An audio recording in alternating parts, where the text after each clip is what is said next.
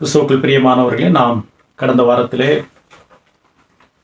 ஆராதனையில் தவிர்க்க முடியாத அம்சங்கள் என்ற பாடத்தை துவங்கி இருக்கிறோம்.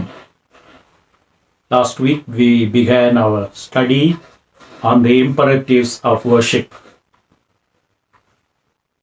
இந்த நாட்களிலே ஆராதனை என்பது பல வகைகளிலே பல இடங்களில் சொல்லப்படுகிறது. ஆகவே வேதம் ஆராதனை பற்றி என்ன சொல்லுகிறது, குறிப்பாக வேதத்திலே தவிர்க்கப்பட முடியாத அம்சங்கள் என்று இருக்கிறது என்பதை நாம் கடந்த வாரத்திலே பழைய ஏற்பாட்டிலிருந்து சில பகுதிகள் மூலமாக நாம் பார்த்து வருகிறோம். Last week we have studied that there are imperatives that are involved when it comes to the worship of triune glorious God. தேவன் தம்முடைய ஆராதனை பொறுத்தளவிலே அவர் வைராக்கியம் உள்ளவராய் இருக்கிறார் என்பதை உபாகம் 34 அதிகாரம் 13-14 வசனங்களின் வாயிலாக நாம் பார்த்தோம். இப்படி கடவுளுடைய இன்றைக்கு ஆராதனை என்பது எனக்கு எது பிடிக்கிறது, ஜனங்களுக்கு எது பிடிக்கிறது, அவர்களை எப்படி தக்க வைக்க வேண்டும் என்பதற்காக அவர்களை கூட்டத்தை எப்படி கொண்டு வருவது, அவர்களை எப்படி ஒரு மூடுக்குள்ளாக ஆராதனை என்ற பெயரிலே மூடுக்குள்ளாக அழைத்து செல்வது, எப்படி அவர்களை கிளைமேக்ஸ் கொண்டு போவது என்பதுதான் இன்றைக்கு ஆராதனை என்பதாக வலியுறுத்தப்பட்டு வருகிறது. The concerns are all about how to bring people in and then to cause them to get into the mood and then to take them to the climax. This is how worship is designed these days. ஆனால் தவிர்க்க முடியாத அம்சங்கள் வேதத்திலே இருக்கிறது என்பதையும், சில அம்சங்கள் உள்ளூர் அடிப்படையிலே நாம் வேதத்தினுடைய அடிப்படையிலே புரிந்து கொள்ளலாம் என்பதையும் பார்த்தோம். வேதத்திலே தவிர்க்க முடியாத அம்சம் வழிகாட்டு முறைகள் என்பதை நாம் படித்தோம். அப்படி பார்க்கும்போது பழைய ஏற்பாட்டிலே மோசேயின் காலத்திலே ஆண்டவர் அவருடைய பிரசன்னத்தின் அடையாளமாக்கிய ஆசரிப்பு கூடாரத்தை அவர் செய்ய அனுமதிக்கும் போது மோசே தேவன் கற்பித்தபடியெல்லாம் செய்தான் என்பதை ஏறத்தாழ 20-22 இடங்களிலே நாம் மோசே கற்பித்தபடியெல்லாம் கடவுள் மோசே கற்பித்தபடியெல்லாம் செய்தான் என்பதை நாம் படித்தோம். ஒவ்வொரு அம்சத்தையும் அதை படித்தோம். ஏன்? அது ஆராதனையின் அம்சம், பரலோகத்தினுடைய நித்திய ஆராதனையினுடைய அம்சம் என்பதை படித்தோம். Last week we have studied again that Moses did exactly what had God demanded of him or bidden him, because according to Hebrews 8:5 rather, it is the shadow of the heavenly worship, the permanent worship that believers are going to be engaged in the near future, in the eternal kingdom. ஆகவே அந்த அடிப்படையிலே வேதாகமத்திலே பழைய ஏற்பாட்டிலே தொடர்ச்சியாக ஆராதனை என்று வரும்போது தேவன் எவ்வளவு வைராக்கியமாக இருந்தார் என்பதை 3 பகுதிகளிலே படித்தோம். 4 என்று சொன்னோம், 3 பகுதிகளில் தான் படிக்க முடிந்தது. முதலாவது, ஆரோனுடைய குமாரர் அந்நிய அக்னியை பலிபீடத்திலே அவர்கள் செலுத்திய போது எப்படி உடனடியாக அவர்கள் அடிக்கப்பட்டார்கள் என்று பார்த்தோம். There are 4 narratives that we read in the Old Testament with regards to the zeal of God when it comes to his worship. And we have studied from Leviticus chapter 10 and verse 1 and 2, when Aaron's son have offered a strange fire, they were smitten by God instantaneously. முதலாவது நாம் அப்படி அதை பார்த்தோம். அந்நிய அக்னியை கொளுத்தின பலிபீடத்திலே ஆராதனையிலே ஆசாரியர்கள் தான் பழைய ஏற்பாட்டிலே அந்த பலிபீடத்திலே பலி செலுத்தவும் ஆராதனை செய்யவும் பணிக்கப்பட்டார்கள். அதில் ஆரோனுடைய குமாரர் அது செய்த பொழுது எப்படி அவர்கள் அடிக்கப்பட்டார்கள் என்று பார்த்தோம். இரண்டாவது, சவுல் சாமுவேல் வர தாமதமான போது தானே சர்வாங்க தகன பலி செலுத்த முயன்ற பொழுது அவன் தன்னுடைய சந்ததியின் அவர்கள் ராஜ்யபாரம் இல்லாமல் இழந்ததை பார்த்தோம். 1 சாமுவேல் 13 அதிகாரத்தில் அதை படித்தோம். அதிலே சாமுவேல் சொன்ன ஒரு வார்த்தையை ஞாபகப்படுத்த விரும்புகிறேன். பலியை பார்க்கலும் கீழ்ப்படிதலும் செவி கொடுத்தலுமே நலம், சர்வாங்க தகன பலிகளை பார்க்கலும் செவி கொடுத்தலே நலம் என்று பழைய ஏற்பாட்டிலேயே வேதம் சொல்லுகிறது. Even in the Old Testament, the command of God is obedience is better than sacrifice, and listening to God and his voice is much better compared to the sacrifices that we offer. மூன்றாவது, தாவீதுனுடைய காலத்திலே நடந்த சம்பவத்தை படிக்கிறோம். உடன்படிக்கை பெட்டியை அவர்கள் பிலிஸ்தியருடைய நாட்டிலிருந்து கொண்டு வரும்போது அந்த உடன்படிக்கை பெட்டியை ஒரு புதிய வண்டியிலே அவர்கள் கட்டி கொண்டு வந்தார்கள். ஆனால் கடவுளுடைய நியமம் என்ன? உபாகமத்திலே, பழைய ஏற்பாட்டிலே சொல்லப்பட்டிருக்கிறது. உபாகமம் 4:5 நீங்கள் உடன்படிக்கையை பற்றி எப்படி சுமக்க வேண்டும் என்றால், அதை தோளிலே அதற்குரியவர்களை பரிசுத்தப்படுத்தி, தோளிலே நீங்கள் 2 பக்கமும் நீண்ட அந்த கம்புகளை வைத்து அதை வடிவமைத்து அதையெல்லாம் நேர்த்தியாக செய்து நீங்கள் சுமந்து செல்ல வேண்டும், வளையங்களிலே விட்டு சுமந்து செல்ல வேண்டும் என்று பணிக்கப்பட்டார்கள். பெலிஸ்தேர் அவருடைய எல்லை வரைக்கும், இஸ்ரேல் எல்லை வரைக்கும் கொண்டு வந்து கொடுத்தார்கள். அதற்கு பிறகு என்ன செய்திருக்க வேண்டும்? அதை எடுத்து அதை குறிப்பிட்டவர்கள், யாரை ஆண்டவர் குறிப்பிட்டாரோ அவர்களை பரிசுத்தப்படுத்தி அதை எடுத்து தங்களுடைய தோளிலே தூக்கி கொண்டிருக்க போயிருக்க வேண்டும்.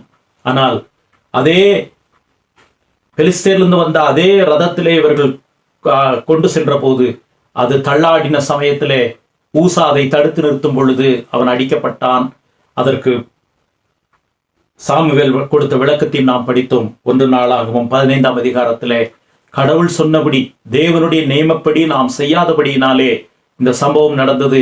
ஆகவே நாம் கவனத்தோடு அதை செய்வோம் என்று அந்த உடன்படிக்கை பெட்டியை எருசலேமுக்கு கொண்டு வரும் முன்பதாக தாவீது செய்ததை படித்தோம்.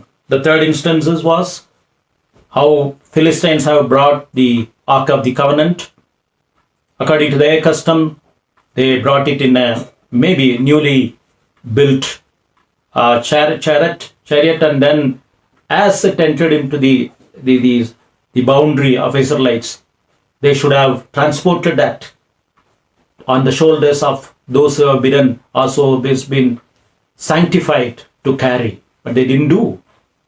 And in the process, when Uzzah touched it, when it was tripping over, the cart was tripping, the Lord smitten him, because according to 1 Chronicles 13-15, David himself has acknowledged that we didn't obey the commandment of God when it comes to dealing with the Ark of the Covenant, which signified the temple and its worship at a later stage. இன்றைக்கு 4வது பழைய ஏற்பாட்டிலே இதே இன்னும் சில வருஷங்கள் கழித்து யெரொபெயாம் என்று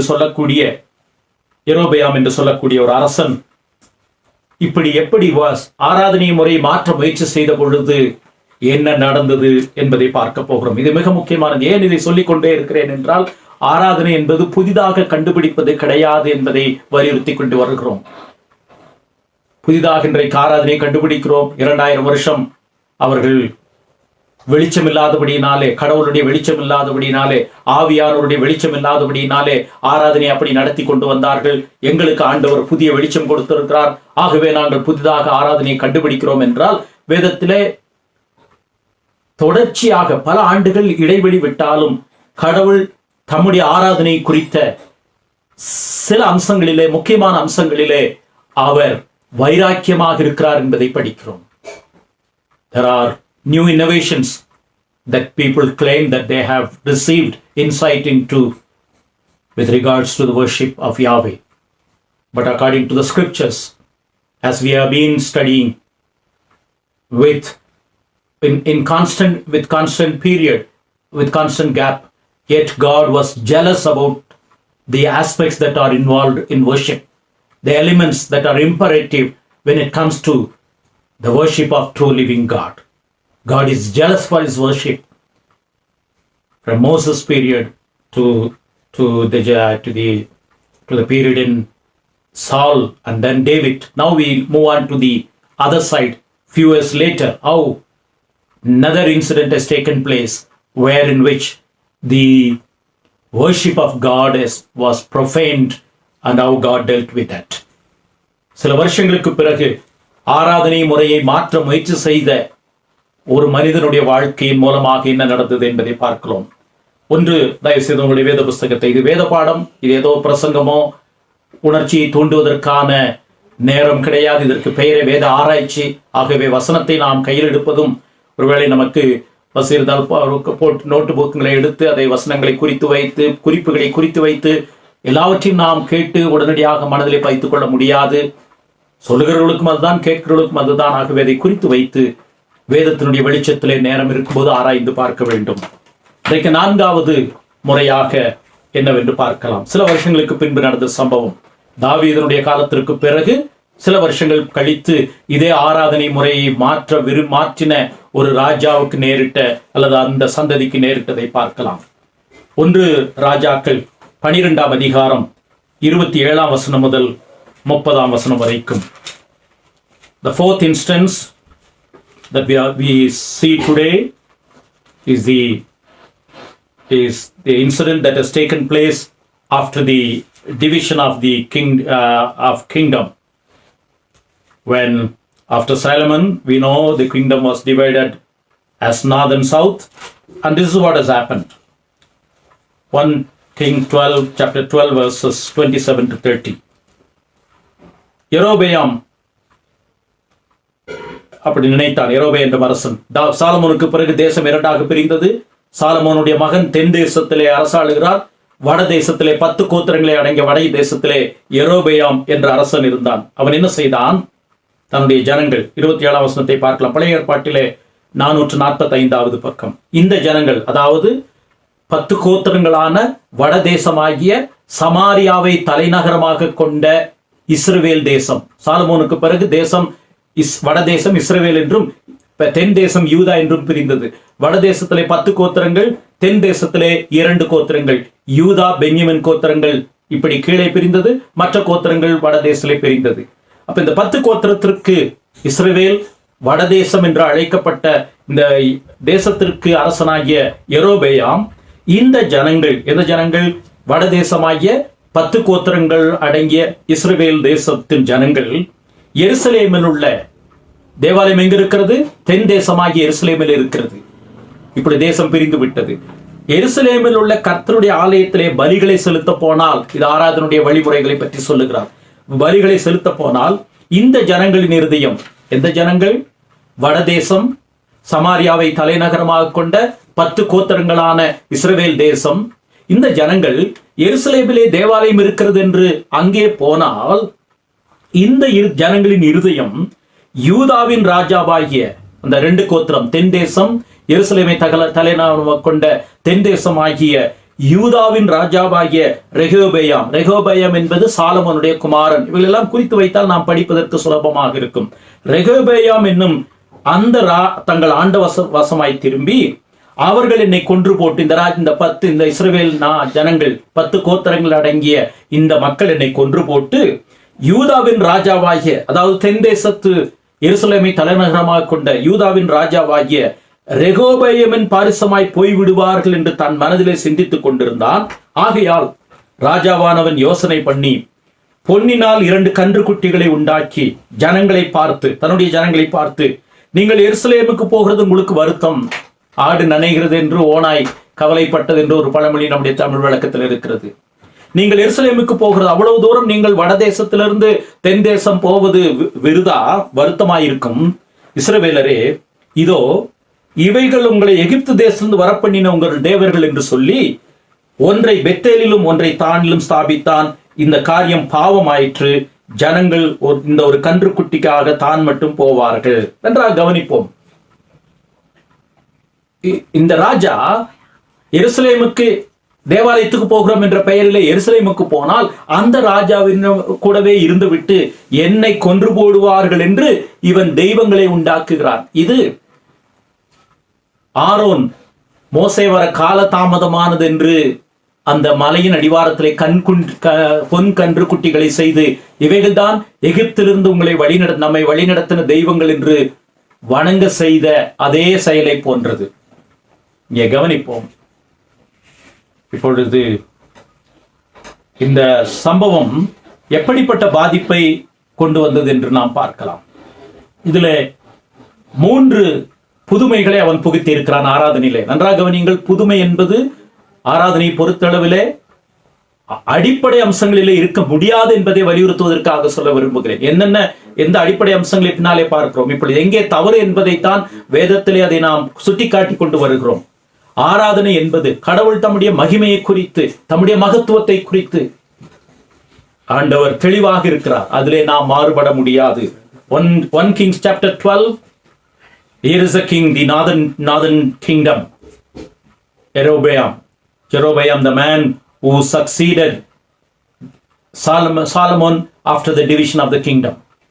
And he sensed that under the pretext of going to Jerusalem to worship God, because the temple was in the southern kingdom, headquarters is in Jerusalem, and the temple is there. Under the pretext of going and worshipping Yahweh in Jerusalem, these people would turn against me.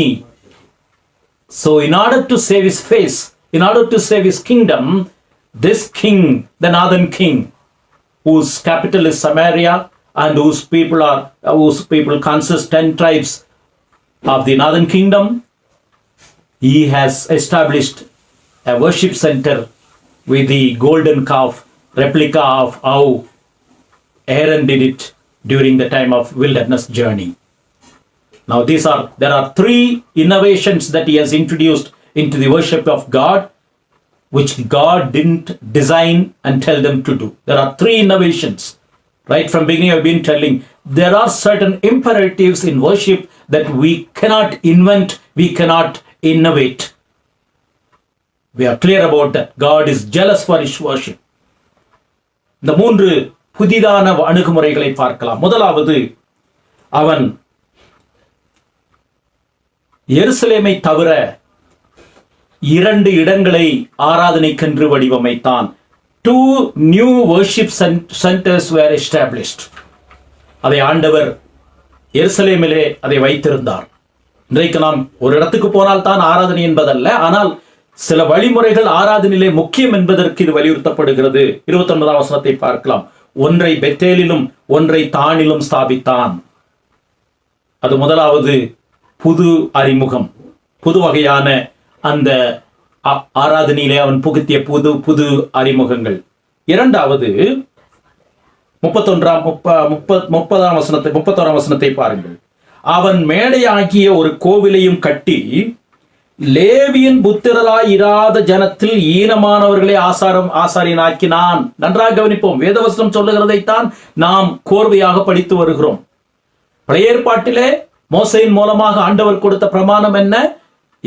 பலியிடுவதற்கும் தூபம் காட்டுவதற்கும் லேவியரை கர்த்தர் தெரிந்து கொண்டார். அவர்களை தவிர தூபம் காட்டுவதற்கு யாருக்கும் அனுமதி கிடையாது. அதைத்தான் சாவுல் செய்ய போனான். அவனுக்கு பின்னாலே அவனுடைய ராஜ்யபாரத்தை அவன் பிள்ளைகள் இழந்தார்கள். இங்கே இந்த ராஜா என்ன செய்கிறான்? லேவியரின் புத்திரராய் இராத ஜனத்தில் ஈனமானவர்களை ஆசாரியனாக்கினான். He made priests from all classes. But in the Old Testament, or according to God, which he has commanded to Moses, it is supposed to be the Levites. From among the Levites that you need to have the priests. And Levites were supposed to serve in the temple aspects. But here he is changing that pattern. And how it has affected, I am going to give you many scripture quotes to prove how it has affected the successive generations. இரண்டாவது, அவன் தவறானவர்களை, அல்லாவிட்டால் வேதம் கட்டளையிடாத, நன்றாக கவனிக்க வேண்டும், ஆராதனைக்கென்று பலிகளை செலுத்துவதற்கென்று ஆண்டவருடைய சமூகத்திலே அந்த பரிசுத்த ஸ்தலத்திலே செயல்படுவதற்கென்று தெரிந்தெடுத்த லேவியரின் புத்திரர் அல்லாத சிலரை, வேறு புத்திரர்களை, ஜனத்தில் ஈனமானவர்களை, யாரை வேண்டும் என்றாலும், ஒருவேளை அவன் பணத்தை கூட வாங்கி கொண்டு அவர்களை ஆசாரியராக்கியிருக்க முடியும். ஒருவேளை தன்னுடைய சொந்தக்காரர்கள், தன்னுடைய இன்றைக்கு ஊழியங்களில் ஆராதனைகள் அப்படி நடக்கிறது அல்லவா? பணம் கொடுத்தால் அவர்களுக்கு ஆராதனையில் முக்கியத்துவம் கொடுப்பது, தங்களுக்கு சாதகமானவர்களுக்கு ஆராதனையில் முக்கியத்துவம் கொடுத்தது. ஏறத்தாழ யெரொபெயாம் அப்படிப்பட்ட வழிமுறைகளைத்தான் இங்கே கையாளுகிறதை நாம் பார்க்கிறோம். It is equivalent to the present conditions of the churches, where you give importance to people who give more money, or those who are kith and kin to the pastors and leaders. That exactly as this man done. He has appointed Levi, the temple servants, to offer sacrifices from virtually wherever he felt good. He violated that norm of nominating or selecting only the Levites. இங்கே அப்படி இரண்டாவது காரியத்தை செய்கிறான். லேவியரின் புத்திரராய் இராதவர்களை தெரிந்தெடுக்கிறான். மூன்றாவது பாருங்கள், அடுத்த வசனத்தை பாருங்கள், 32ஆம் வசனம். அவன் அந்த ஆலயத்திற்கென்று, ஆராதனைக்கென்று, பண்டிகைகளுக்கென்று தேவன் நியமித்து கொடுத்திருந்த அந்த நாட்களையும் அவன் மாற்றியிருக்கிறான். He has set up his own holy festival days, which God has designed earlier in the first instance. கடவுள் நியமித்த அந்த ஆராதனை பண்டிகை நாட்களையும் இந்த மனிதன் மாற்றி இருக்கிறான். 32வது வசனம்.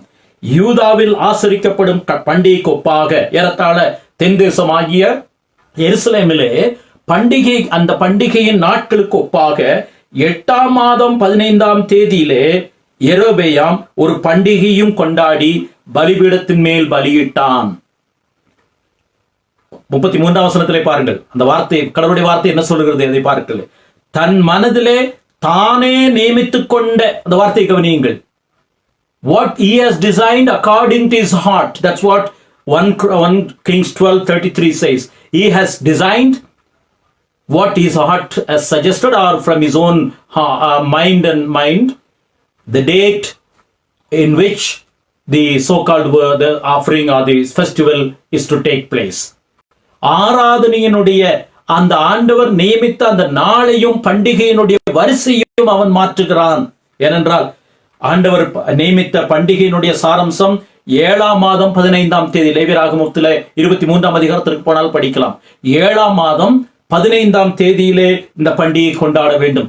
இவன் தன் மனதில் தானே நியமித்துக் கொண்ட 33ஆம் வசனத்திலே யெரொபெயாம் தன் மனதிலே ஆண்டவர் சொன்னதை கேட்கவில்லை. இதைத்தான் வலியுறுத்தி கொண்டே வருகிறோம். ஆராதனை என்பது என் மனதிலே என்ன பிடிக்கிறது, கேட்கிறவர்களுக்கு என்ன பிடிக்கிறது, வருகிறவர்களுக்கு என்ன பிடிக்கிறது, கூட்டம் சேருவதற்கு என்ன பிடிக்கிறது என்று தங்கள் மனதிலே நிர்ணயிக்கப்பட்டபடி காரியங்களை மாற்றுவதற்கு நமக்கு அனுமதி கிடையாது.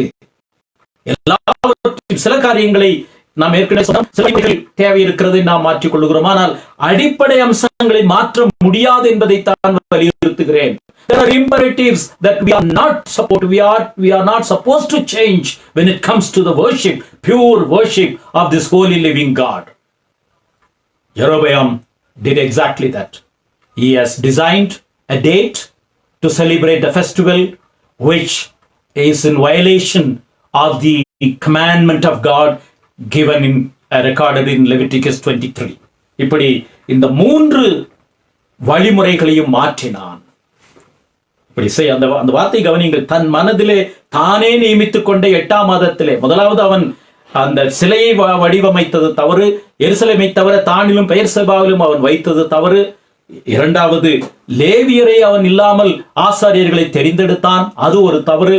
மூன்றாவது, பண்டிகையின் நாட்களை அவன் மாற்றுகிறான். இதெல்லாம் ஆராதனையோடு தொடர்புடையது. பின்னாலே அது அந்த தேவாலயத்தை கட்டினதற்கு பிறகு நடைபெற்ற காரியங்களை மாற்றினது. இதனாலே என்ன நடந்தது? சில வசனங்களை உங்கள் முன்பாக வைக்க விரும்புகிறேன். இதே இஸ்ரவேல் தேசம், வடதேசம், மறுபடியும் இஸ்ரவேல் தேசம் என்றால் சாலமோனுக்கு பிறகு 10 கோத்திரங்கள் அடங்கிய சமாரியாவை தலைநகரமாக கொண்ட வடதேசம், இல்லாவிட்டால் இஸ்ரவேல் தேசம் அப்படி என்று அழைக்கப்படும். யூதா தேசம் என்றால் எருசலேமை தலைநகரமாக கொண்ட 2 கோத்திரங்களை அடங்கிய யூதா, பென்யமின் என்றும் 2 கோத்திரங்கள் அடங்கிய தென் தேசம் என்பது அல்லது யூதா தேசம் என்று அழைக்கப்படுகிறது. யெரொபெயாமுக்கு பிறகு அதற்கு பின் வந்தவர்கள், அதிலே ஒரே குடும்பத்திலே வரவில்லை. நன்றாக கவனிக்க வேண்டும். இந்த வட தேசத்திலே ஒரே குடும்பத்தை சார்ந்தவர்கள் ராஜாக்களாக வரவில்லை. ஆனால் தென் தேசமாகிய யூதா தேசத்திலே சாலமோனுக்கு பிறகு அவனுடைய மகன் தாவீதினுடைய சந்ததியிலே ராஜாக்கள் வந்தார்கள். ஆகவே அதில் ஒரு வித்தியாசம் இருக்கிறது. இந்த யெரொபெயாமுக்கு பிறகு சிலர் குடும்பத்திலே வந்திருக்கிறார்கள், சிலர் மற்றவர்கள் வந்திருக்கிறார்கள். அந்த அரசர்கள் செய்த பாவம் யெரொபெயாம் செய்த இந்த பலிபீடத்தினுடைய பாவம் என்று ஏறத்தாழ 7-8 முறை வேதம் வலியுறுத்தி சொல்லுகிறது. இதற்கு காரணம் இல்லாமல் இல்லை. தயவுசெய்து என்னோடு கூட வேத புத்தகத்திலே சில வசனங்களை திருப்பி பார்க்கலாம். 1 ராஜாக்கள் 15ஆம் அதிகாரம். நாம் மெதுவாகத்தான் படிக்க வேண்டியிருக்குது, என்னால் வேதத்தினுடைய வசனங்களை நாம் ஆராய்ந்து பார்க்க வேண்டும். 1 ராஜாக்கள் 15ஆம் அதிகாரம் 25-26 வசனங்களை பார்க்கலாம். அங்கே ஒரு ராஜாவை பற்றி படிக்கிறோம். அவனுடைய பெயர் நாதாப். யூதாவின் ராஜாவாகிய தென் தேசம் ஆசாவின் 2ஆம் வருஷத்திலே யெரொபெயாமின் குமாரனாகிய யெரொபெயாம் யார்? நாம் ஏற்கனவே 12ஆம் அதிகாரத்திலே படித்த அந்த இஸ்ரவேல் தேசத்து ராஜா. யெரொபெயாமின் குமாரனாகிய நாதாப் இஸ்ரவேலின் மேல் ராஜாவாகி 2 வருஷம் இஸ்ரவேலின் மேல் ராஜ்யம் பண்ணினான். வடதேசமாகி இஸ்ரவேலில் ராஜ்யம் பண்ணினான். அவன் கர்த்தருடைய பார்வைக்கு பொல்லாப்பானதை செய்து, அடுத்த வார்த்தையை கவனியுங்கள், தன் தகப்பன் வழியிலும், அதாவது யெரொபெயாமின் வழியிலும், அவன் அதாவது தகப்பன் இஸ்ரவேலை பாவம் செய்ய பண்ணின அவனுடைய வழியிலும் நடந்தான். அது என்ன பாவம்? அந்த தேசத்தை யெகோவாவை வழிபடுகிற அந்த ஆராதனையிலிருந்து திசை திருப்பி தன்னுடைய மன நிர்ணயத்தின்படி தன்னை பாதுகாத்துக் கொள்வதற்காகவும் தனக்கு இஷ்டமான பணத்தை வாங்கி கொண்டும் தன்னுடைய மன விருப்பத்தின்படியும் அவன் ஆராதனை நிர்ணயித்தான். ஆசாரியர்களை அவன் நிர்ணயித்தான். பண்டிகை நாட்களை, அந்த 3 காரியங்களையும் ஞாபகம் வைத்துக் கொள்ளுங்கள். அங்கே 3 காரியங்களில் ஈடுபட்டிருக்கிறது. 1, தன்னை காப்பாற்றிக் கொள்வதற்காக ஆராதனை வடிவமைக்கிறான். இன்றைக்கும் ஆராதனை வடிவமைக்கிற அநேகர் தங்களுடைய சபையை காத்துக்கொள்ள வேண்டும், தங்களுடைய மேன்மையை காத்துக்கொள்ள வேண்டும் என்பதற்காக. 2வது, பணத்தை எல்லாம் வாங்கி கொண்டு ஆசாரியர்களை நியமிக்கிறான், இஷ்டப்படி ஆசாரியர்களை நியமிக்கிறான். இன்றைக்கும் ஆராதனைகள் பணத்தை மையமாக வைக்கிற ஆராதனைகள் உண்டு. 3வது, தனக்கு இஷ்டமான நாட்களிலே தனக்கு விருப்பப்படி பண்டிகை நாட்களை மாற்றுகிறான். தன்னுடைய மனதின்படி அவன் காரியங்களை செய்கிறான். இந்த 3ஐயும், அதைத்தான் யெரொபெயாமினுடைய பாவம் என்று இந்த இடத்துல இஸ்ரவேலை பாவம் செய்ய பண்ணின அவனுடைய பாவத்திலும் நடந்தான். அதே போல 34ஆம் வசனத்தை பார்க்கலாம். அங்கே ஒரு ராஜா பாஷா என்பவன் ராஜாவாகி அவன் என்ன செய்கிறான்? ஆட்சி செய்கிறான். 34ஆம் வசனம். கர்த்தரின் பாஷா ஆகியாவின் குமாரனாகிய பாஷா இஸ்ரவேல் அனைத்தின் மேலும் திர்சாவிலே ராஜாவாகி 24 வருஷம் அரசாண்டு கர்த்தரின் பார்வைக்கு பொல்லாப்பானதை செய்து, மறுபடியும் அடுத்த வார்த்தையை பாருங்கள், யெரொபெயாமின் வழியிலும், நாம் படித்தோமே, யெரொபெயாமின் வழியிலும் அவன் இஸ்ரவேலை பாவம் செய்ய பண்ணின அவனுடைய பாவத்திலும் நடந்தான். அவன் இஸ்ரவேலை பாவம் செய்ய பண்ணினது என்ன? ஆராதனை முறைகளை மாற்றினது, தன்னுடைய விருப்பப்படி மாற்றினது. தேவன் கொடுத்த கட்டளைகளுக்கு கீழ்ப்படியாமல் தன்னுடைய பெருமைக்காக, பணம் சம்பாதிப்பதற்காக, தன்னுடைய இருதயத்தின் மேட்டிமைக்காக ஆராதனை வழிமுறைகளை மாற்றினான். அதே பாவம் தொடருகிறது. இவர்கள் செய்த பாவம் என்று சொல்லவில்லை. யெரொபெயாம் ஆரம்பித்து வைத்தது எத்தனை சந்ததிகளுக்கு தொடர்கிறது பாருங்கள். இடையிடையே ஆண்டவர் அவர்களை தண்டித்தார். சிலர் கொலை செய்யப்பட்டார்கள், சிலர் எதிரினாலே அழிக்கப்பட்டார்கள், சிலர் குடும்பத்துக்குள்ளேயே பிரச்சனை வந்துவிட்டது. இவ்வளவும் நாம் எல்லாவற்றையும் பார்க்க வழி இல்லை. பொதுவான வார்த்தைகளைத்தான் நாம் பார்க்கிறோம். Here we have in 1 Kings 15, 25 and 26 and verse 34, there are 2 kings whose records say they have followed their forefather Jeroboam, and exactly that is what they have done. Successive generations, or successive kings, not to say generations, but they have followed the pattern that this king has designed, that is moving away from the imperatives of worship to satisfy himself, to gain more wealth, and to safeguard his own kingdom. These 3 aspects are involved in worship and churches these days: to safeguard themselves, and to acquire more money, and to do whatever they think is right according to their whims and fancies. 16ஆம் அதிகாரத்திற்கு வருவோம். 1 ராஜாக்கள் 16ஆம் அதிகாரம். ஏன் இந்த வசனங்களை குறிப்பிட விரும்புகிறேன் என்றால், பழைய ஏற்பாட்டிலே திரும்ப ஆராதனையிலே தவிர்க்கப்பட முடியாத அம்சங்கள் இருக்கிறது. அதை மீறும் போது தேவன் அதிலே வைராக்கியம் உள்ளவராயிருக்கிறார். அவர் அதை அங்கீகரிக்க முடியாது என்பதை வேதத்திலே இருக்கிறது என்பதை வலியுறுத்துவதற்காக உங்கள் மத்தியிலே இத்தனை வேதவசனங்களை சொல்ல விரும்புகிறேன். இது மிக முக்கியமான பாடம். 16ஆம் அதிகாரம் 19வது வசனம். 1 Kings chapter 16 and verse 19.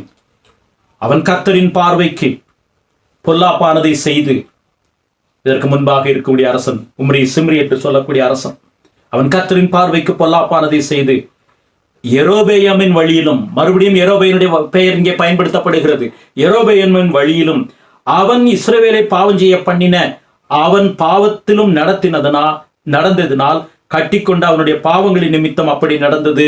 அங்கே அதற்கு முன்பு நடக்கிறோம், அவனுடைய அரண்மனை தீக்கொளுத்தப்பட்டது, அவன் செத்தான். எதனால் இது நடந்தது? 18ஆம் வசனத்திலே அந்த மனிதன் அரண்மனைக்குள் பிரவேசித்து தான் இருக்கிற ராஜ அரண்மனை தீக்கொளுத்தி தானே செத்து விட்டான். காரணம் என்ன? 19ஆம் வசனம் விடை சொல்லுகிறது, அவன் யெரொபெயாமின் வழியிலே நடந்தான். ஆராதனையினுடைய தவிர்க்க முடியாத அம்சங்களை, தேவன் நிர்ணயித்த தவிர்க்க முடியாத அம்சங்களை அவன் என்ன செய்தான்? மீறி யெரொபெயாம் செய்தது போல இவனும் செய்தான். இன்னும் சொல்ல போனால் வருகிற இந்த ராஜாக்களை பற்றி இன்னும் விரிவாக நாம் ஒவ்வொரு சில வசனங்களை தான் படிக்கிறோம். யெரொபெயாமை விட இன்னும் ஆராதனை முறைமைகளை அதிகமாக சீர்கேட பண்ணினார்கள். They did even more exceedingly compared to the first king who disobeyed, who modified the worship patterns.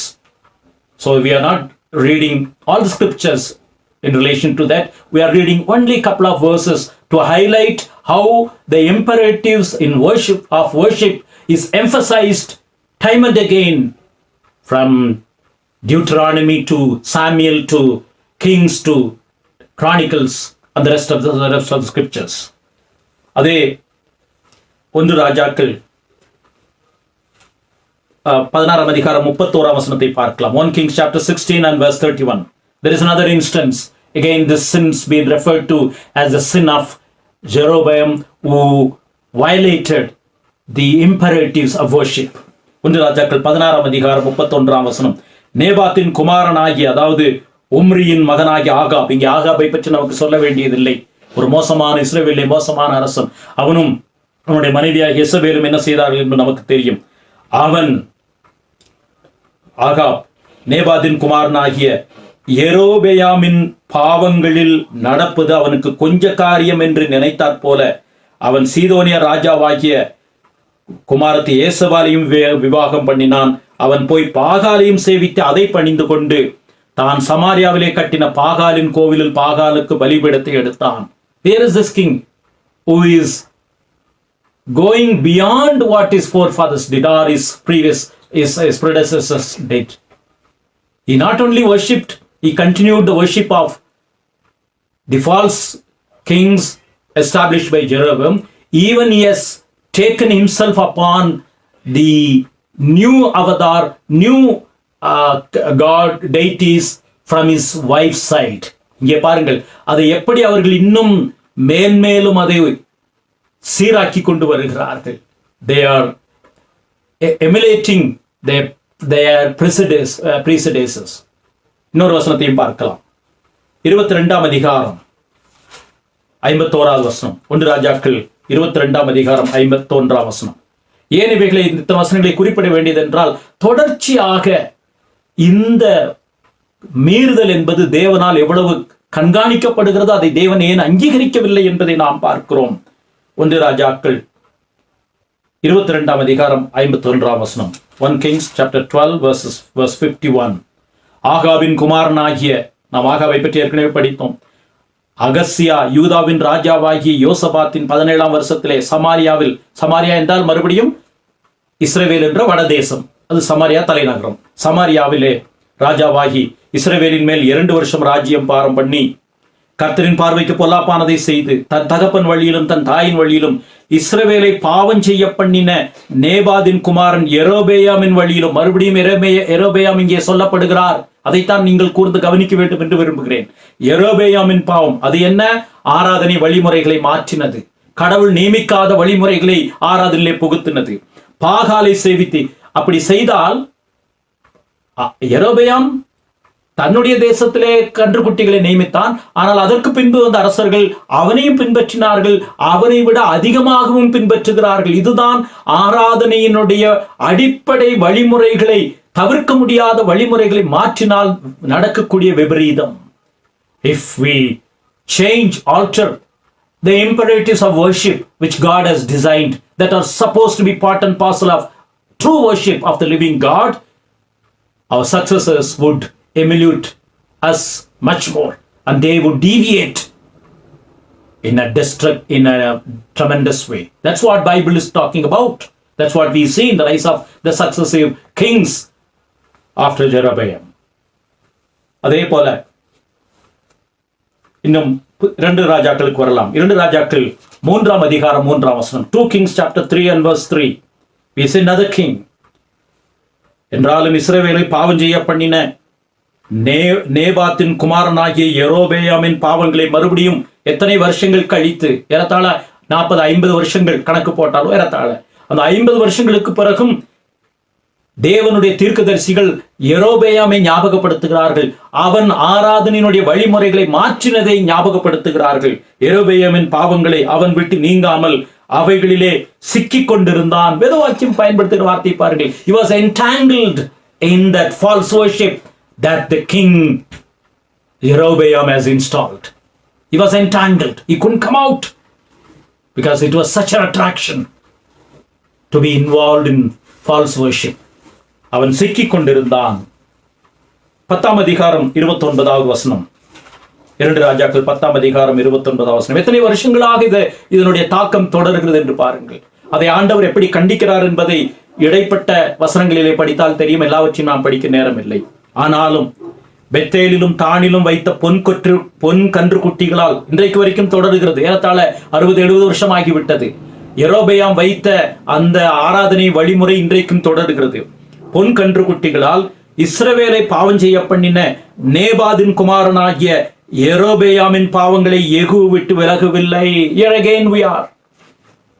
The same sins, the element of false worship are deviating from the true worship of Yahweh, the glorious God who is jealous for his worship. It continues, and that is the sin the prophets are time and again condemning in the lives of Israel and its kings. 31ஆம் வசனம். ஆனாலும் யெகூ இஸ்ரவேலின் தேவனாய் கர்த்தரின் நியாயப்பிரமாணத்தின்படி தன் முழு இதயத்தோடு நடக்க கவலைப்படவில்லை.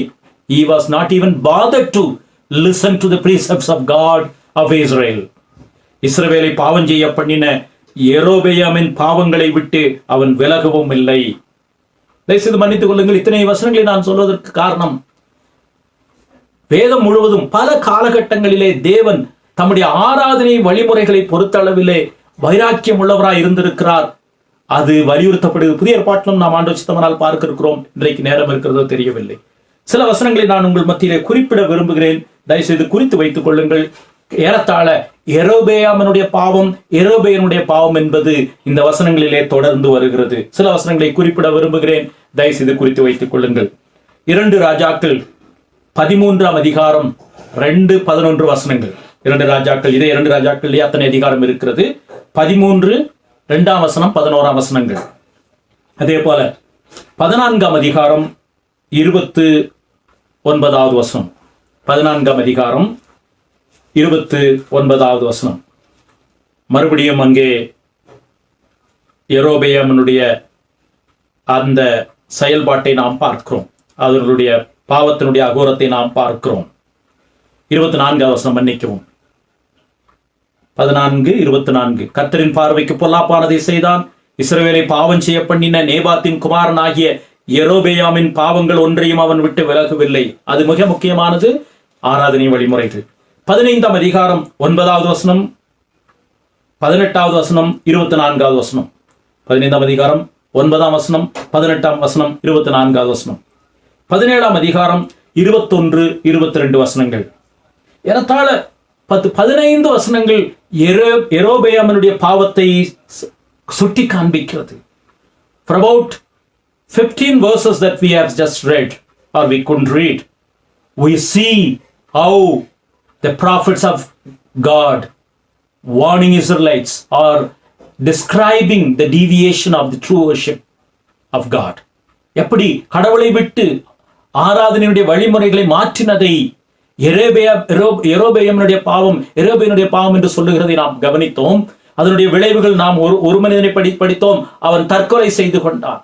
அவன் கடவுளுடைய இந்த வழிமுறைகளை தொடர்ந்து மாற்றிக்கொண்டே வந்தபடியினாலே அவர்கள் அதன் மேலே இன்னும் அதிகமாக கூடுதலாக பாவம் செய்தார்களே அல்லாமல் யெரொபெயாமினுடைய அடிப்படை ஆகிய ஆராதனை வழிமுறைகளை விட்டு விலகினதை அவர்கள் மாற்றவில்லை. They didn't correct the deviation of true worship, what Jeroboam did. On the contrary, they even added to that worship, that false worship, that angered God. And we didn't read all, we couldn't read all.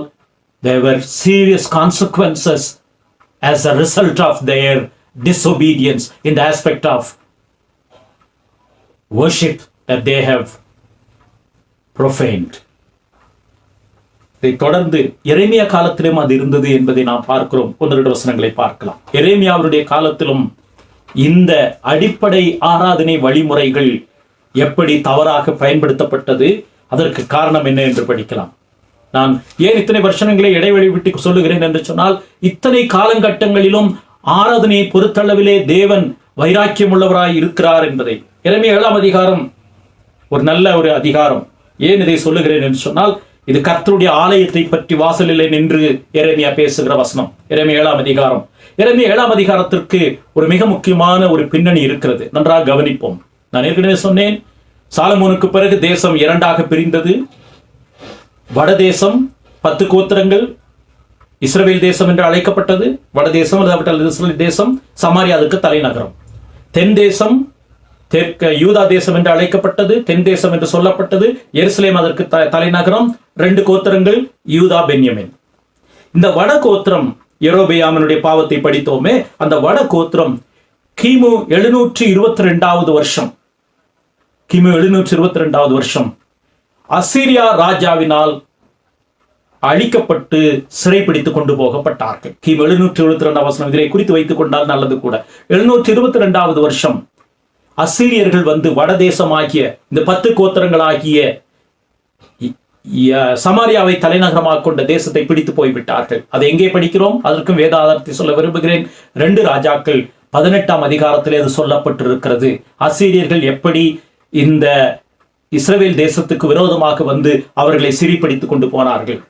இது கிமு 722 2 ராஜாக்கள் 18ஆம் அதிகாரத்தில் இருக்கிறது. இனி மீதி யார் பாக்கி இருக்கிறார்கள்? தென் தேசம், எருசலேமை தலைநகரமாக கொண்ட யூதா தேசமாகிய தென் தேசம், அது பாக்கி இருக்கிறது.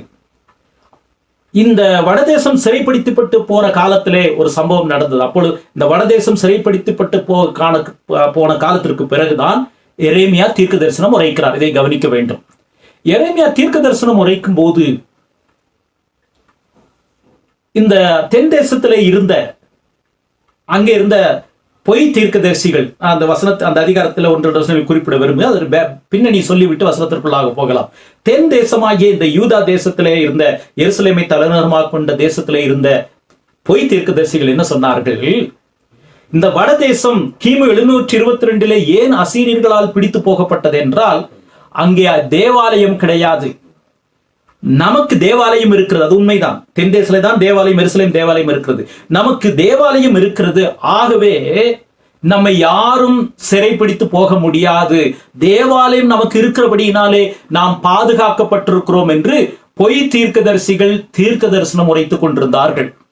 அந்த பின்னணியிலே தான் எரேமியா அவர்களுக்கு கண்டிப்பாக சொல்லுகிற சில வார்த்தைகள், கடவுளிடத்திலிருந்து வந்த வார்த்தை.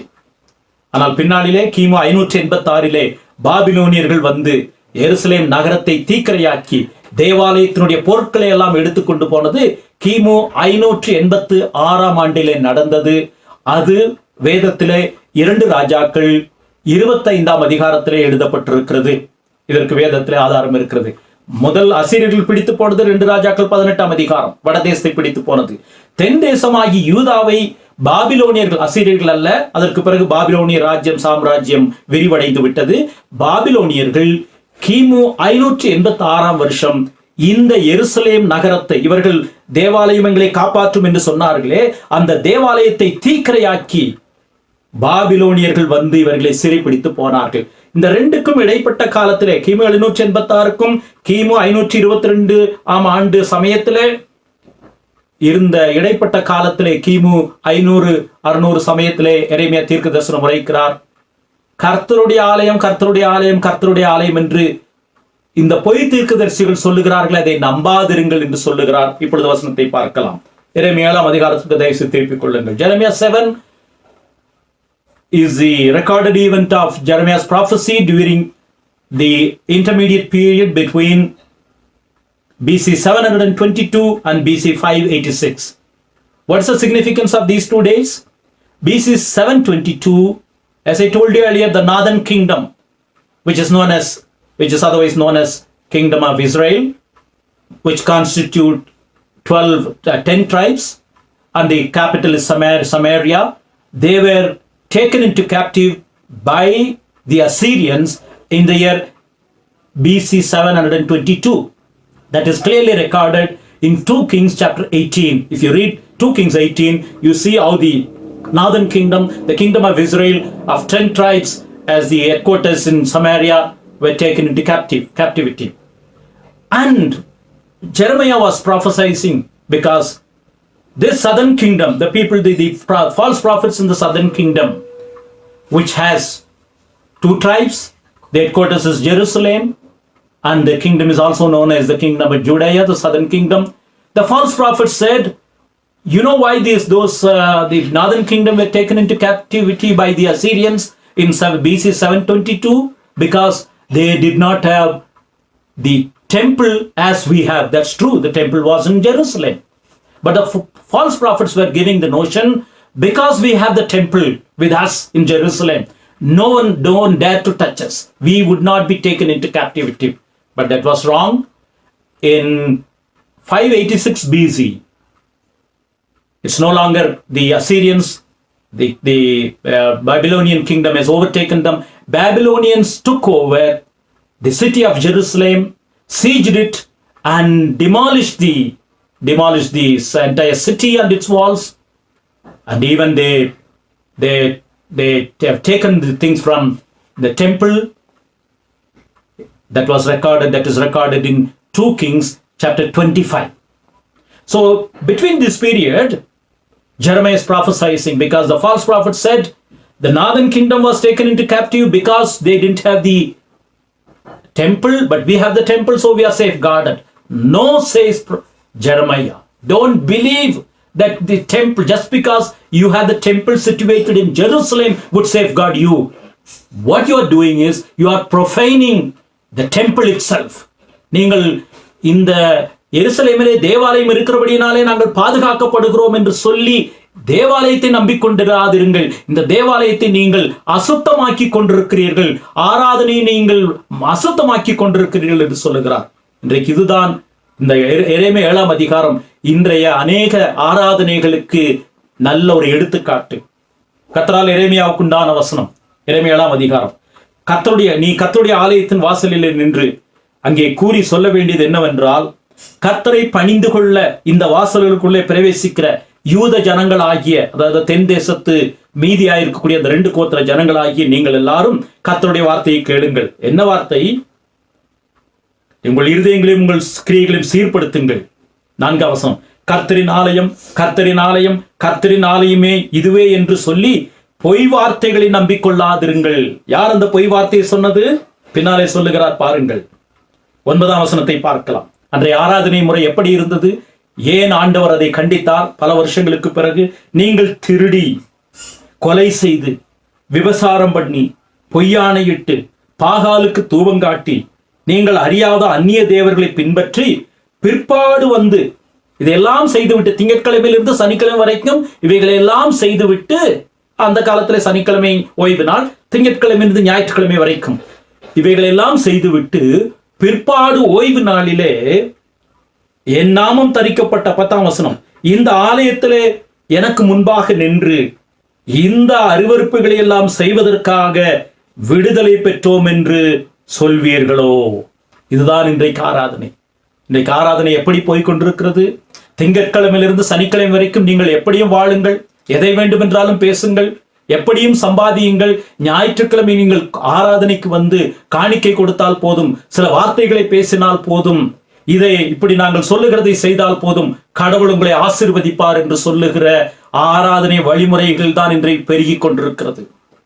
exactly the similar to the worship that these Israelites, the Judeans, the king of Judea followed. Like they did whatever they could do from Monday through Sunday through Friday, because Saturday was a Sabbath day. And then on Sabbath day, on Saturday, they would come to the sanctuary of God and say, "Oh, we have freedom to do all these things." This is exactly what is happening in the present situation. There are preachers, there are churches who would say, "You do whatever you like." They may not say in as many words, but they imply that from Monday through Saturday, you do whatever you like, you say whatever you like, you live the way you live, and come back on Sunday, and we will give you some formulas to give tithing, and to make maybe some undergo baptism, immersion of baptism. And if you do these things, God will be pleased with you. God is not interested in what you are doing from Monday through Saturday. This is the kind of worship that was prevalent during the time of Jeremiah, and it is similar in these days. Who told these words? These were the words of false prophets, because they were the ones who declared that whatever you do, God will not be interested in that. He will only be concerned about you come here and do things as you like, as you wish. These prophets were false in their applications and dealing with the subject. Verse 11, என் நாமம் தரிக்கப்பட்ட இந்த ஆலயம் உங்கள் பார்வைக்கு கள்ளர் குகை ஆயிற்றோ, இதோ நானும் இதை கண்டேன் என்று கர்த்தர் சொல்லுகிறார். இந்த பொய் தீர்க்க தரிசன வசனங்களை நீங்கள் நம்பிக்கொண்டிருக்கிறீர்கள். You are following and you are obeying or believing the false narration of these false prophets. கிறிஸ்துவுக்குள் பிரியமானவர்களே, இதைத்தான் ஆண்டவர் என்ன சொல்லுகிறார் என்று பார்க்கலாம். அதே 7ஆம் அதிகாரம் 24 வசனத்தை பாருங்கள்.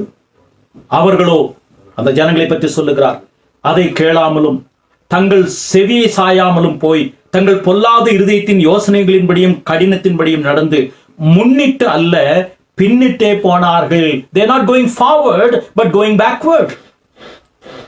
ஏன்? ஆராதனை அவர்கள் எப்படி தவறாக பயன்படுத்தினார்கள். அதே போல 31ஆம் வசனத்தை பார்க்கலாம். தங்கள் குமாரரையும் தங்கள் குமாரத்திகளையும் அக்னியிலே தகனிக்கிறதற்காக அவர்கள் இன்னும் குமாரனின் பள்ளத்தாக்கில் உள்ள தோப்பேத்தின் மேடைகளை கட்டினார்கள். அதை நான் கட்டளையிடவும் இல்லை, அது என் மனதில் தோன்றவும் இல்லை. நான் சொல்லாததை அவர்கள் செய்கிறார்கள். இப்படி பலி செலுத்த வேண்டும் என்று நான் சொல்லவில்லை, அதை செய்கிறார்கள். இதன் மனதிலே தோன்றவில்லை. இதே சம்பவத்தை மறுபடியும் 19ஆம் அதிகாரம், எரேமியா 19ஆம் அதிகாரம் 5ஆம் வசனத்திலே சொல்லுகிறதை பார்க்கிறோம். அங்கேயும் ஆராதனையை பற்றி தான் பேசுகிறார். நான் சொல்ற இந்த வசனங்களை நீங்கள் முன்னு பின்னாக போய் பார்த்தால் ஆராதனையோடு தொடர்புடைய வசனங்கள். அவர்கள் என்ன செய்கிறார்கள்?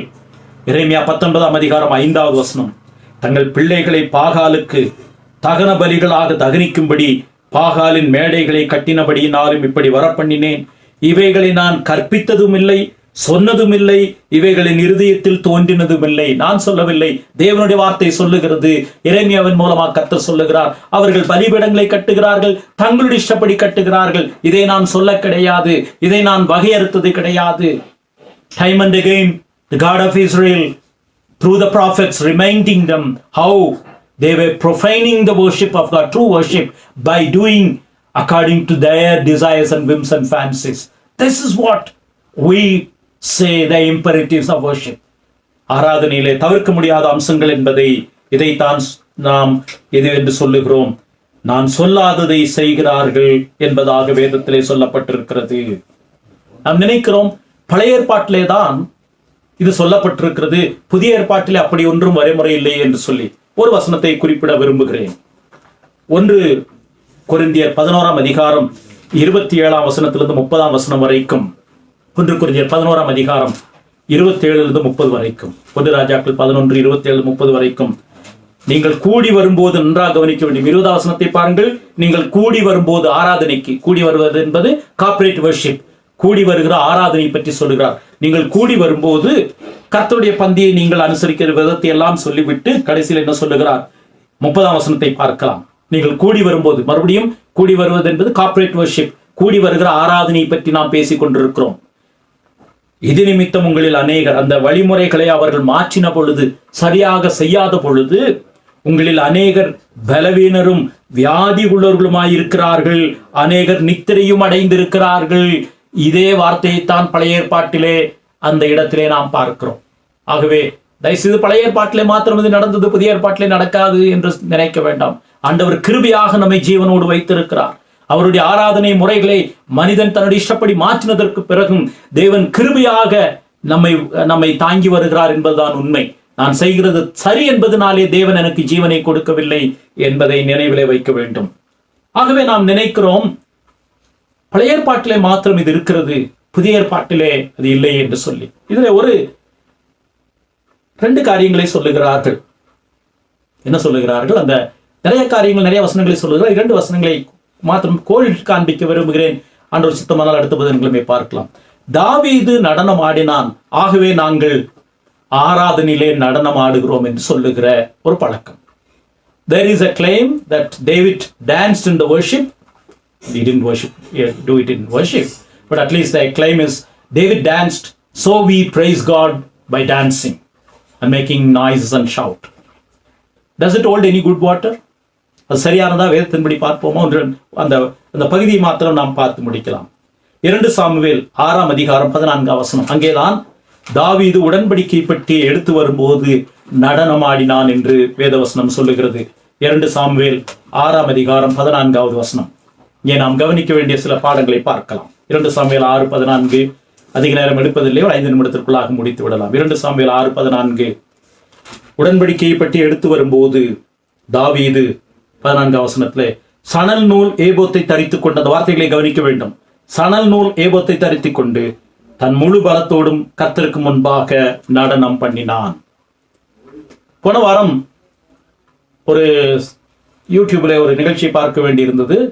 அந்த டியூப்ல தாவீது நடனம் ஆடினான், அதை பற்றி விளக்கம் என்று சொல்லி 2 கூட்டத்தாரை பற்றி சொல்லுகிறார்கள். ஒரு கூட்டத்தார் சொல்லுகிறார்கள், தாவீது நடனமாடினதை போல சபைகளிலே நடனமாடுவது தவறு இல்லை என்று நான் நினைக்கிறேன் என்று ஒருவர் சொல்லுகிறார். இன்னொருவர் சொல்லுகிறார், ஆஹா, இது என்ன தாவீது நடனமாடினதை போல ஆடுகிறேன் என்று சொல்லுகிறார்களே, அது எப்படி சரியாக முடியும், அது தவறு என்று நான் நினைக்கிறேன் என்று சொன்னார்கள். இந்த 2 பேருமே, நான் நன்றாக கவனித்தேன், இந்த 2 பேருமே இந்த வசனத்தை சொன்னார்களே அல்லாமல் இந்த வசனத்தினுடைய பின்னணி என்ன, வேதத்தினுடைய அணுகுமுறை என்ன என்று சொல்லாமல், ஒரு கூட்டம் சொல்லுகிறார்கள் தாவீது நடனமாடினது சரிதான், அதே போல இன்றைக்கு சபைகளிலே நடனமாடு சரிதான் என்று நான் நினைக்கிறேன் என்று அவருடைய கருத்தை சொன்னார். I think it's right to dance in the aisles of the church in the worship because David danced. I think the presupposition. On the other end, the other group said, I think, I presume it's not right. அடுத்த கூட்டம் என்ன சொன்னார்கள், நான் நினைக்கிறேன் அது சரியல்ல என்று நினைக்கிறேன், அது அப்படி இருக்கக்கூடாது என்று 2 பேரும் தாங்கள் நினைக்கிறதைத்தான் சொன்னார்களே அல்லாமல் வேத வசனம் என்ன சொல்லுகிறது, வசனங்கள் என்ன சொல்லுகிறது என்பதை பற்றி அவர்களுக்கு அக்கறை இல்லை. வேதம் என்ன சொல்லுகிறது என்று பார்க்கலாம். வேதம் சொல்வதற்கு கீழ்ப்படிய வேண்டும் என்பதைத்தான் நாம் போதித்து வருகிறோம். நான் நினைக்கிறேன், நீங்கள் நினைக்கிறீர்கள் என்பது முக்கியம் கிடையாது. கடவுளுடைய வார்த்தை சொல்லுகிறது என்ன என்பதை பார்க்கலாம். தாவீது சணல் நூல் ஏபோத்தை தரித்துக் கொண்டு, தாவீது அரசனாக இருக்கிறான். உடன்படிக்கை பெட்டி இப்பொழுது எருசலேம் நகருக்கு வருகிறது. அதற்கு முன்பு நடந்த சம்பவம் நமக்கு தெரியும். பெலிஸ்தர் கொண்டு வந்து ஒரு இடத்துல அந்த பார்டர்ல அந்த எல்லையிலே விட்டு போனார்கள். அப்பொழுது ஊசா கையை தொட்டான், அது செத்து போனான். அதற்கு பிறகு பல வருஷம் அந்த ஊரிலேயே அது இருந்தது. அந்த இடத்திலிருந்து அபினதாமின் வீட்டில் இருந்ததை எடுத்து அவர்கள் என்ன செய்தார்கள், பெட்டியை நடத்தி கொண்டு வருகிற போது அவர்கள் இப்படி செய்தார்கள். அந்த சம்பவத்தை ஏற்கனவே பார்த்தோம். ஓபேத் வீட்டில் இருந்தது, அவன் ஆசீர்வதிக்கப்பட்டான். இப்பொழுது எருசலேமுக்கு கொண்டு வரும் பொழுது அவர்கள் பழைய பிரமாணத்திலே தோளிலே சுமந்து கொண்டு வருகிறார்கள். சுமந்து கொண்டு வரும்போது தாவீது சணல் நூல் ஏபோத்தை தரித்தார். அவர் அரச உடையை எடுத்து விட்டு கடவுளுடைய பிரசன்னத்திற்கு முன்பதாக, உடன்படிக்கை பெட்டி என்பது கடவுளுடைய பிரசன்னத்துடைய அடையாளம், கடவுளுடைய பிரசன்னத்திற்கு முன்பாக நான் ராஜா கிடையாது, நான் அரசன் கிடையாது என்பதனாலே தன்னுடைய ராஜ உடைகளை கலற்றி விட்டு இந்த தேவாதி தேவன் தான் அரசர் என்பதற்கு அடையாளமாக சணல் நூல் ஏபோத்தை தரித்தான். பழைய ஏற்பாட்டிலே சணல் நூல் ஏபோத்தை தரிக்க வேண்டும் என்பது உடன்படிக்கை பெட்டியை சுமக்கும் போது முன் நடப்பவர்கள் செய்ய வேண்டிய காரியம். மறுபடியும் நன்றாக கவனிப்போம். பழைய ஏற்பாட்டிலே சொல்லப்பட்ட அந்த பிரமாணத்தை தான் இவனும் செய்கிறான். அதற்கு யாத்ராகம் 28 அதிகாரம் 6-8 வசனங்களிலே அந்த உடன்படிக்கை பெட்டிக்கு முன்பாக நடந்து போகிற ஆசாரியர்கள் குறிப்பாக சணல் நூல் ஏபோத்தை தரித்து செல்ல வேண்டும். ராஜ உடைய அவன் கழட்டி விட்டான். மாத்திரமல்ல, இஸ்ரவேல் ஜனங்கள், யூத ஜனங்கள், இந்த இடத்துல யூத ஜனங்கள், இது தேசம் பிரிக்கப்படவில்லை. யூத ஜனங்கள் என்று சொன்னாலும் இஸ்ரவேல் ஜனங்கள் என்று சொன்னாலும் தாவீது காலத்திலே இல்லை, அதே ஒன்றுதான். அவர்கள் நாட்டினுடைய ஆசீர்வாதம், வெற்றி போன்ற விழாக்களிலே இப்படி தெருக்களிலே நடனமாடுவது இயல்பான ஒன்றுதான். இது விசேஷமான ஒரு அடையாளம் கிடையாது. This is a normal type of celebrations that the Israelites were having during victories and national celebrations. அதற்கான சில வேதவசனங்கள் இருக்கிறது. நான் அதை இன்றைக்கு குறிப்பிட விரும்பவில்லை, அதற்கு நேரம் இல்லை. இந்த பின்னணியில் நாம் என்ன பார்க்கிறோம்? அந்த சணல் நூல் ஏபோத்தை தரித்தது பழைய ஏற்பாட்டிலே ஏற்கனவே சொல்லப்பட்டது. யாத்ராகம் 28 அதிகாரம் சொல்லப்பட்டது. அதனுடைய அடிப்படையிலே தான் இவன் போகிறான். அந்த இதை தொடவில்லை.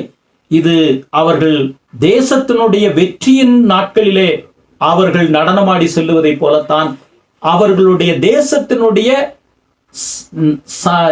இயல்பான அந்த வெற்றியின் வழிமுறைகளிலே அவர்கள் செல்லுகிறார்களே அல்லாமல் தேவாலயத்திலேயோ அல்லாவிட்டால் தேவாலயத்தினுடைய நடவடிக்கைகளிலோ இதற்கு சம்பந்தம் இல்லை என்பதை விளங்கிக் கொள்ளுகிறோம். இன்றும் விரிவாக பார்க்கலாம். நமக்கு நேரம் குறைவாக இருக்கிறபடினாலே புதிய ஏற்பாட்டிலேயும் ஆவியானவர் எங்களை வழிநடத்துகிறார், ஆகவே நாங்கள் ஆராதிக்கிறோம் என்று 2 கொரிந்தியர் 3 அதிகாரம் 18 வசனத்தை சொல்லுகிறார்கள். அந்த 2 கொரிந்தியர் 3 அதிகாரம் 18 வசனம் என்ன சொல்லுகிறது, அதற்கு முந்தின வசனம் என்ன சொல்லுகிறது என்பதை நாம் பார்க்கலாம். தொடர்ந்து கர்த்தர் தாமே நம்மை இந்த வார்த்தைகளின் மூலமாக வழி நடத்துவாராக.